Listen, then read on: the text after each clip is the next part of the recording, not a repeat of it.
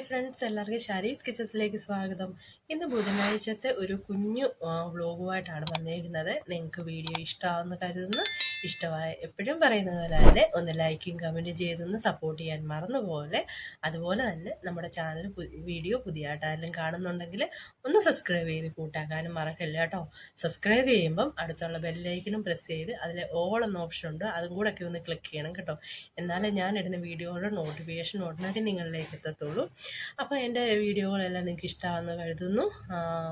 ഇഷ്ടമായി എൻ്റെ വീഡിയോയ്ക്ക് ലൈക്ക് ചെയ്യുന്നവർക്കും കമൻറ്റ് ചെയ്യുന്നവർക്കും അതുപോലെ തന്നെ സബ്സ്ക്രൈബ് ചെയ്യുന്നവർക്കും ഷെയർ ചെയ്യുന്നവർക്കും എന്നെ സപ്പോർട്ട് ചെയ്യുന്ന എല്ലാവർക്കും ഒരുപാട് നന്ദി. തുടർന്നും നിങ്ങളുടെ എല്ലാ സപ്പോർട്ടും ഉണ്ടാവുമെന്ന് പ്രതീക്ഷിക്കുന്നു.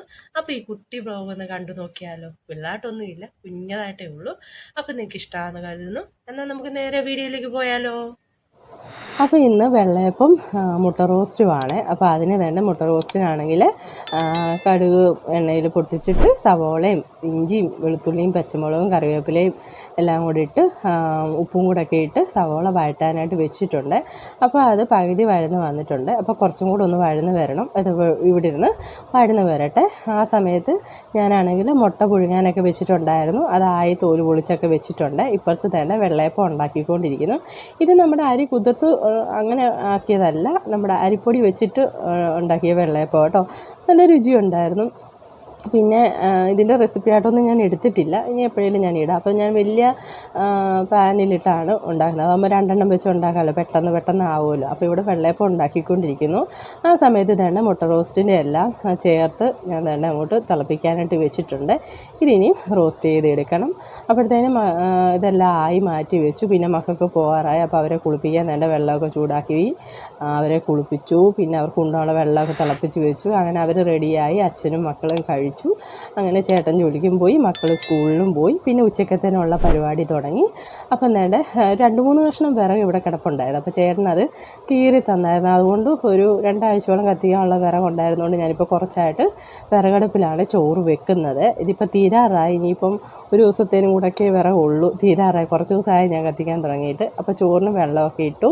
പിന്നെ വേണ്ട ഇന്ന് കിളിമീനാണ് കിട്ടി. അപ്പോൾ അത് കറി വെക്കാനായിട്ട് കടുക് ഉലുവയൊക്കെ എണ്ണ ഒഴിച്ച് പൊട്ടിക്കാനായിട്ടിട്ടു. പിന്നെ ഇഞ്ചിയും വെളുത്തുള്ളിയൊക്കെ ചതച്ച് വെച്ചു.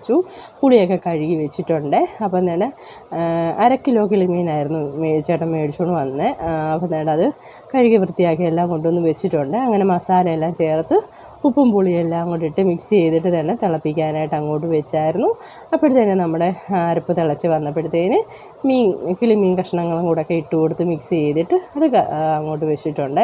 അങ്ങനെ തന്നെ നമ്മുടെ കിളിമീൻ കറി ഇവിടെ റെഡി ആയിട്ടുണ്ട്. അപ്പം അത് വാങ്ങി വെച്ചു. ഇന്നിപ്പോൾ ഇതിൻ്റെ കൂട്ടത്തിൽ പിടിപ്പയർ മെഴുക്കുവരട്ടിയാണ്. അതിൻ്റെ ഒന്നും ഞാൻ എടുത്തില്ല, കാരണം ഇതിൻ്റെ വീഡിയോകളൊക്കെ ഇട്ടിട്ടുള്ളതുകൊണ്ട് പിന്നെ എടുത്തില്ല. അപ്പോൾ ഇന്ന് ചോറിന് കിളിമീൻ കറിയും മെഴുക്കുവരട്ടിയും പിന്നെ സാലഡും ഒക്കെയാണ്. ഇതൊക്കെയായിരുന്നു ഇന്നത്തെ വിശേഷങ്ങൾ. ഇന്നത്തെ ഈ കുട്ടി വ്ലോഗ് നിങ്ങൾക്ക് എല്ലാവർക്കും ഇഷ്ടമായെന്ന് കരുതുന്നു.